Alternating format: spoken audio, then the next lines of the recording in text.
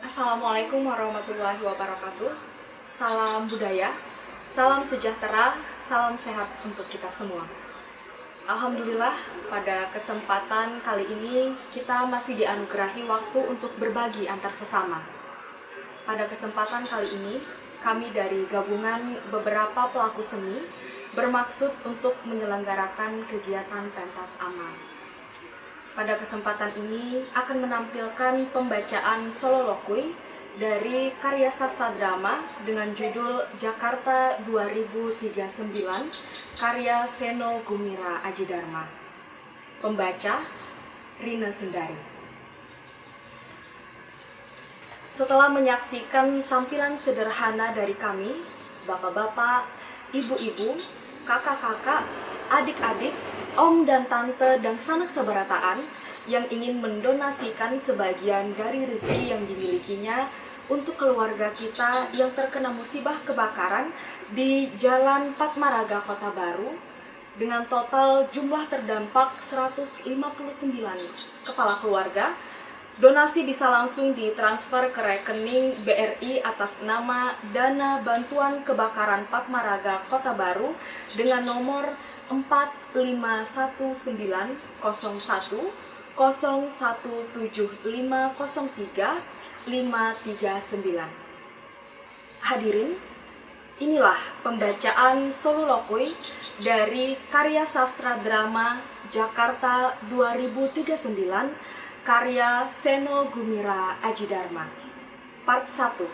Selamat menyaksikan. Jakarta 2039, karya Seno Gumira Aji Dharma. 40 tahun 9 bulan setelah 13-14 Mei 1998. Sandiwara 2 bagian. Jakarta, Mei 1998. Clara. Api sudah berkobar di mana-mana ketika mobil BMW saya melaju di jalan tol. Saya menerima telepon dari rumah. Lampu menyorot Mama di kejauhan. Ia menelpon dengan gugup dari sebuah rumah. Di dekatnya tanpa Papa, Monica dan Sinta ketakutan. Mama, jangan pulang, Clara. Komplek perumahan sudah dikepung. Rumah-rumah tetangga sudah dijarah dan dibakar. Papa, Mama, Monica dan Sinta terjebak di dalam rumah dan tidak bisa kemana-mana. Jangan pulang, selamatkan diri kamu. Pergilah langsung ke Cengkareng, terbang ke Singapura atau Hong Kong. Pokoknya ada tiket. Kamu selalu membawa paspor kan? Tinggalkan mobilnya di tempat parkir. Kalau terpaksa ke Sydney tidak apa-apa. Pokoknya selamat. Di sana kan ada om dan tante. Lampu yang menyorot Mama, Papa, Sinta, Monica menggelap. Clara. Saya memang sering keluar negeri belakangan ini. Pontang-panting mengurusi perusahaan Papa yang nyaris bangkrut karena utangnya dalam dolar tiba-tiba jadi bengkak. Saya ngotot untuk tidak mem-PHK para buruh. Selain kasihan, itu juga hanya akan menimbulkan kerusuhan. Papa marah-marah. Lampu menyorot Papa di tempat lain. Sudah berdasi. Papa. Clara, kita tidak punya uang untuk membayar buruh. Selain produksi sudah berhenti, yang beli juga kagak ada. Sekarang ini para buruh hidup dari subsidi perusahaan patungan kita di luar negeri. Mereka pun sudah mencak-mencak profitnya dicomot. Sampai kapan mereka sudi membayar orang-orang yang praktis sudah tidak bekerja? Lampu yang menyorot Papa menggelap. Clara. Saya masih ngotot. Jadi Papa putuskan sayalah yang harus mengusahakan profit perusahaan patungan kami di Hong Kong, Beijing, dan Macau diperbesar. Tetesannya lumayan untuk menghidupi para buruh. Meskipun produksi kami sudah berhenti, Itu sebabnya saya sering mondar-mandir ke luar negeri dan selalu ada paspor di tas saya. Tapi kenapa saya harus lari sekarang? Sementara keluarga saya terjebak seperti tikus di rumahnya sendiri. Saya melaju lewat jalan tol supaya cepat sampai di rumah. Saya memang mendengar banyak kerusuhan belakangan ini. Demonstrasi mahasiswa dibilang huru-hara. Terus terang saya tidak tahu persis apa yang terjadi. Saya terlalu tenggelam dalam urusan bisnis. Koran cuman saya baca judul-judulnya. Itu pun maknanya tidak pernah jelas. Namun setidaknya saya yakin pasti bukan mahasiswa yang membakar dan menjarah komplek perumahan, pertokoan, dan mobil-mobil yang lewat. Bahkan bukan mahasiswa pun sebenarnya tidak ada urusan membakar-bakari rumah orang kalau tidak ada yang sengaja membakar-bakar. Saya tancap gas. BMW melaju seperti terbang. Di kiri kanan jalan terlihat api menerangi malam. Jalan tol itu sepi. BMW terbang sampai 120 km per jam. Hanya dalam 10 menit saya akan segera tiba di rumah. Tapi di ujung jalan itu saya lihat segelomboran orang. Sukar sekali menghentikan mobil. Apakah saya harus menabraknya? Pejalan kaki tidak dibenarkan berdiri di tengah jalan tol. Tapi saya tidak ingin menabraknya. Saya menginjak rem. Tidak langsung karena mobil akan berguling-guling. Sedikit-sedikit saya mengerem dan toh roda mobil itu berbunyi. Terdengar suara ciut yang keras sekali. Clara. Setelah berhenti, saya lihat ada sekitar 25 orang di sekitar saya. Semuanya laki-laki. Suara satu. Buka jendela! Clara. Saya buka jendela. Suara-suara. Cina! Cina!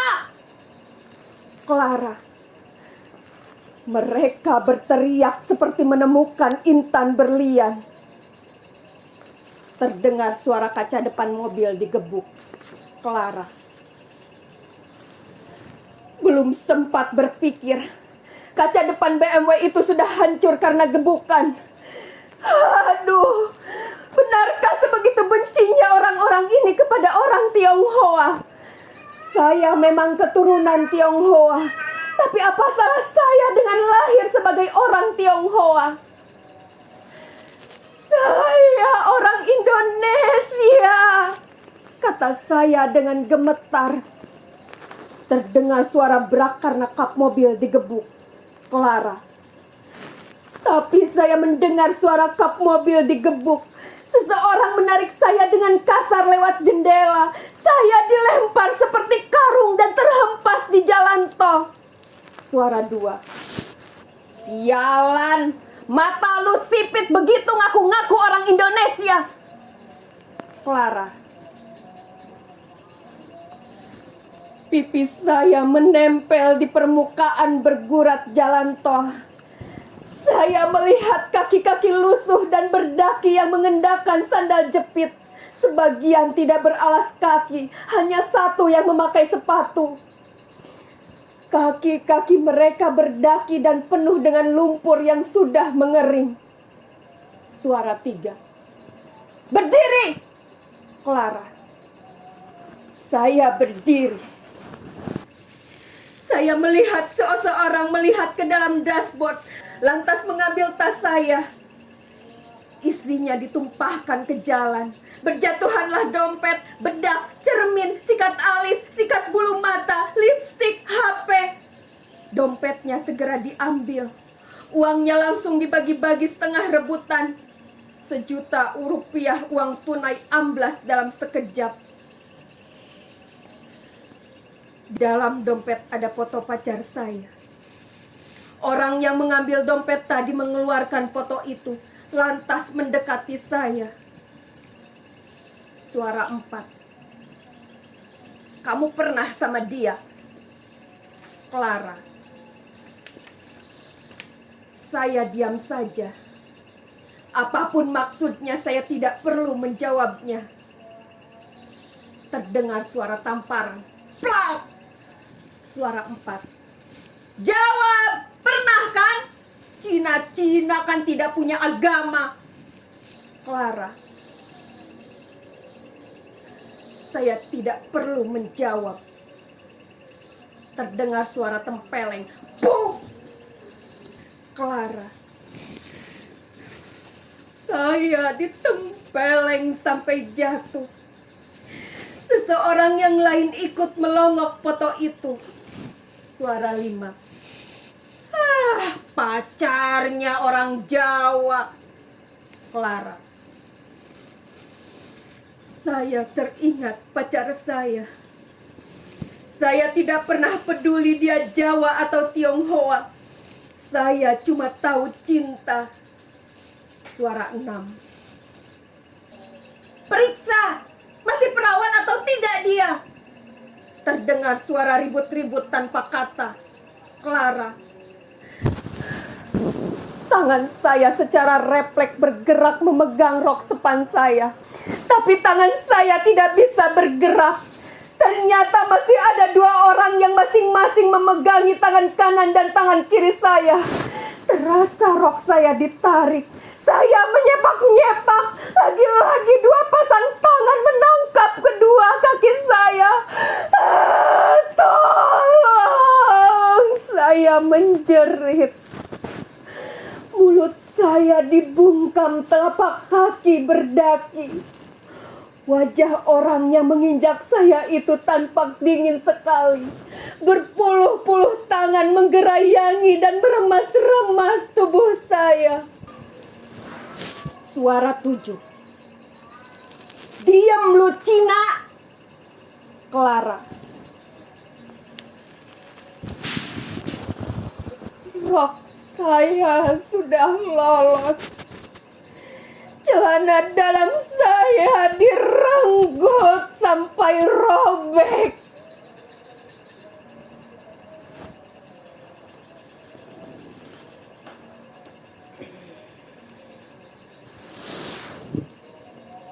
Lampu fade out.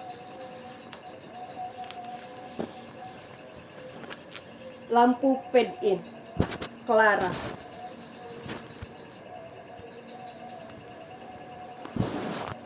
Saya tidak tahu berapa lama saya pingsan. Waktu saya membuka mata, saya hanya melihat bintang-bintang.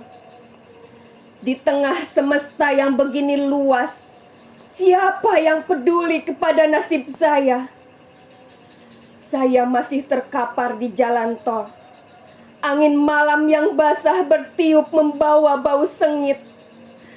Saya menengok dan melihat BMW saya sudah terbakar. Rasanya baru sekarang saya menyadari apa artinya api yang mewakili bencana. Isi tas saya masih berantakan seperti semula. Saya lihat lampu HP saya berkedap-kedip cepat tanda ada seseorang meninggalkan pesan. Saya mau beranjak.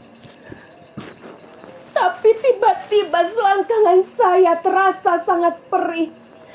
Bagaikan ada tombak dihunjamkan di antara kedua paha saya. Betapa pedihnya hati saya tidak bisa saya ungkapkan. Saya tidak punya kata-kata untuk itu. Saya tidak punya bahasa. Saya hanya tahu bahasa Indonesia dan bahasa Inggris untuk urusan bisnis. Kata orang, bahasa Cina sangat kaya dalam menggambarkan perasaan. Tapi saya tidak bisa bahasa Cina sama sekali dari dialek manapun. Saya cuma perempuan Tionghoa yang lahir di Jakarta dan sejak lahir tenggelam dalam urusan dagang. Saya bukan ahli bahasa, bukan pula penyair. Saya tidak tahu apakah di dalam kamus besar bahasa Indonesia ada kata yang bisa mengungkapkan rasa sakit, rasa terhina, rasa pahit, dan rasa terlecehkan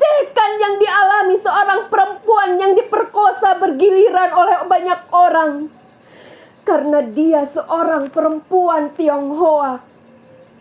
Sedangkan pacar saya saja begitu hati-hati, bahkan hanya untuk mencium bibir saya. Selangkangan saya sakit, tapi saya tahu itu akan segera sembuh. Luka hati saya, apakah harus saya bawa sampai mati? Siapakah kiranya yang akan membela kami?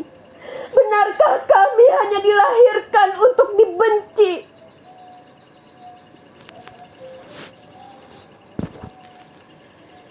Clara berusaha menyeret tubuhnya dan bangkit, tapi ia ambruk kembali.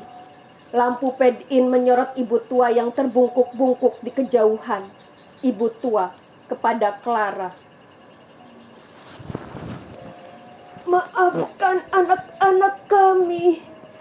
Mereka memang benci dengan Cina. Lampu yang menyorot ibu tua fade out. Clara. Saya tidak sempat mengartikan kalimat itu. Saya bungkus tubuh saya dengan kain yang diberikannya. Dan tertatih-tatih menuju tempat di mana tas saya berserakan. Saya ambil HP saya dan saya dengar pesan Papa. Lampu ped-in menyorot Papa di kejauhan. Terlihat Papa menelpon. Papa, kalau kamu dengar pesan ini, mudah-mudahan kamu sudah sampai di Hong Kong, Sydney, atau paling tidak di Singapura. Tabahkan hatimu, Clara. Kedua adikmu, Monica dan Sinta, telah dilempar ke dalam api setelah diperkosa. Mama juga diperkosa lantas bunuh diri melompat dari lantai 4. Barangkali Papa akan menyusul juga. Papa tidak tahu apakah hidup ini masih ada gunanya. Rasanya Papa ingin mati saja. Clara ambruk kembali. Lampu yang menyorot Papa fade out. Lampu yang menyorot Clara fade in. Lampu fade in.